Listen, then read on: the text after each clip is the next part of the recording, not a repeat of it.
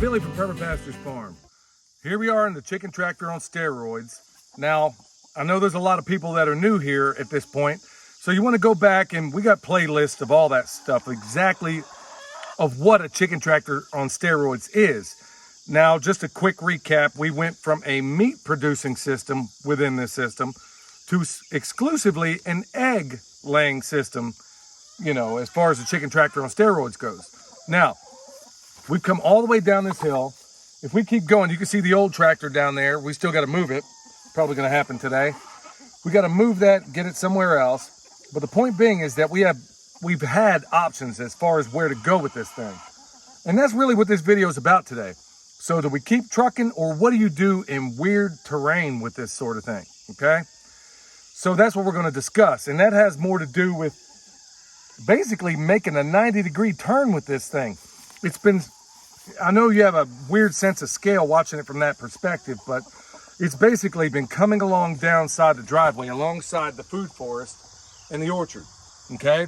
We hit this little creek down here. It's an intermittent stream, you know, basically with all the things we've done around here.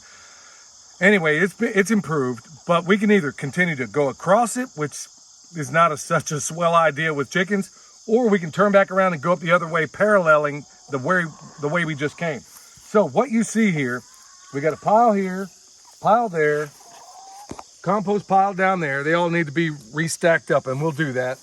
And then you can see where we've taken the chicken tractor, where it's done one of these, and now it's about to head back up the hill. So that provides a little bit in terms of challenges. So don't think that this thing just has to go in a straight line, because it really doesn't. And what we're going to do today, we're going to employ a bunch of techniques that we've already done within this system. We're going to take this pile, combine it with that pile, make one pile. Remember, as long as you don't go over 3 cubic yards, you're cool. So that's going to situate right here. We're going to take the pile down there, bring it in a little bit closer, and then this chicken tractor is going to move this way, and then we're going to take the pile in the cage. It's going to flip uphill, and so on and so forth. So basically, within this same circle, we're going to have one giant U, like a big horseshoe, essentially. And then we're going to start trucking back up that way. Really nothing to it, y'all, and that's exactly what we got going here within this system. But I know a lot of people are new to this, and a lot of people have demonstrated a bunch of interest. A lot of people have reached out to us privately and have asked a number of questions. So we were basically in a holding pattern, but now, since we're doing something not necessarily new, but just a deviation, a slight deviation of what we've already done, it's time to give you an update on that. So that's exactly what we're going to do today. So with that said, it's time to get hopping and popping.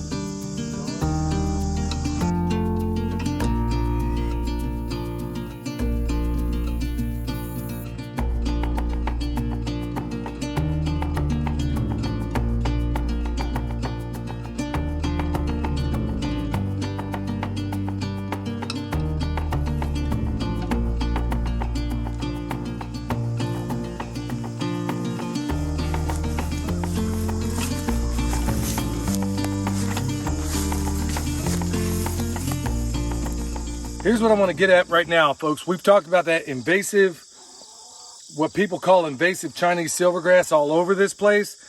If you go back a couple of videos ago, you'll see where we've taken that stuff slowly but surely, put it in these bags. But hey, I'm going to dump this out real quick and I'm going to talk about it.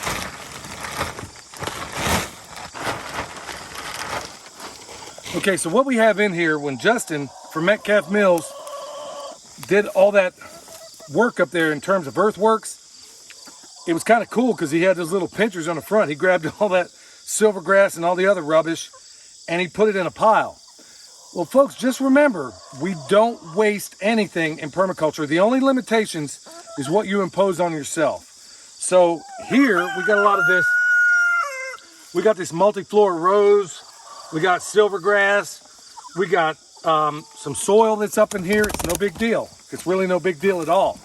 Put it in there. Find out ways you can use this stuff, because that's exactly what that pile over there was. And you can see it making its way. A lot of it was in that pile right there. So we know that it'll break down.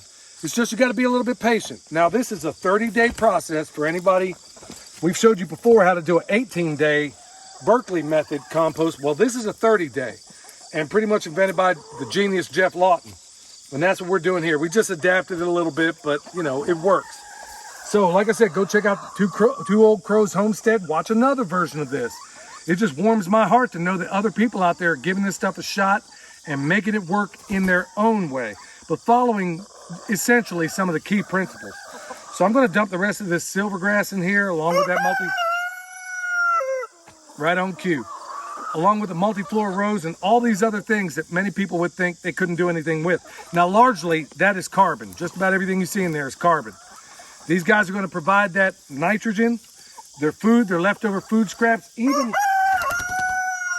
Remember, our dogs, by and large, are on an all-egg diet. You can see the eggshells that we collect along with some of the like coffee grounds and stuff like that. Well, that's nitrogen. So we're going to put that stuff down because we don't want these, because they are layers, we want to make sure that this kind of stuff is buried, because we don't want to encourage any of the new ones to go in there and start busting up eggs and get their oyster shell that way. So we're going to put that layer down, and I'm going to put this down and then cover it up. And it's off to the races, y'all.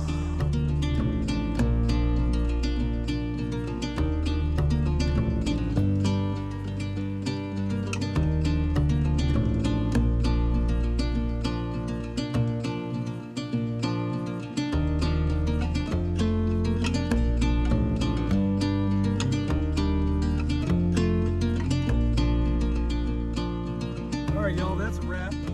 Okay, so here's how it's going. Normally you've seen it go in a straight line when it comes to these compost piles. If you kind of look up here, you can see the track of where it's gone.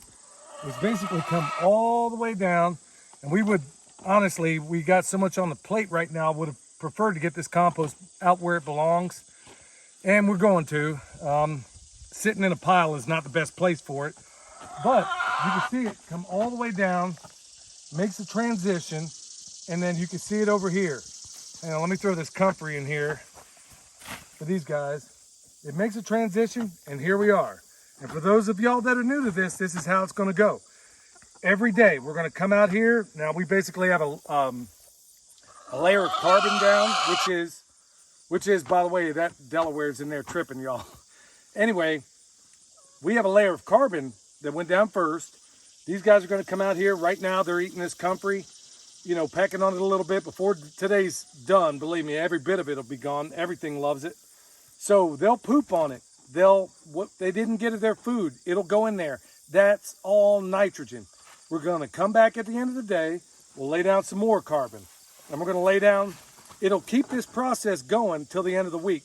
That's the best way that we found to do this system without having the benefit of cow manure or any other kind of clean manure. So that's what we do throughout the week. We'll stack it, stack it, stack it. By the end of the week, should be the top of this cage, which is 1.5 cubic yards, and then we're off and running. So here we are, folks. It doesn't have to go in a straight line. Think about it. With the design that we have going, this place is largely going to be a giant orchard, okay? So what we intend to do in the long run, and you kind of see it here, is that this chicken tractor on steroids can meander in and out of whatever earthworks we have going, whatever lines of trees we have going. It can do that indefinitely. How cool is that, y'all? I mean, and then the benefit of their manure hits the place. The benefit of their compost goes where it goes. We've covered all that. Go back and watch those videos.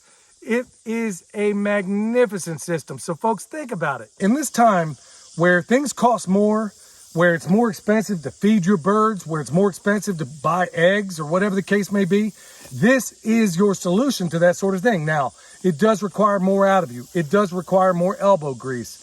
But hey, for what we get out of this system, and we've chronicled it very, very well, I can't think of a better way to do it. So folks, if you want to save money, you want to get some good exercise out of all this, this is the system for you. And you can find out with the way we're doing this that you obviously have options. It doesn't have to go in a straight line. It's honestly can conform to whatever you need it to be. So remember, you need bone sauce deer repellent, we got it. You need comfrey, we got it. You need consultations, we got that too. Just reach out to us on Instagram.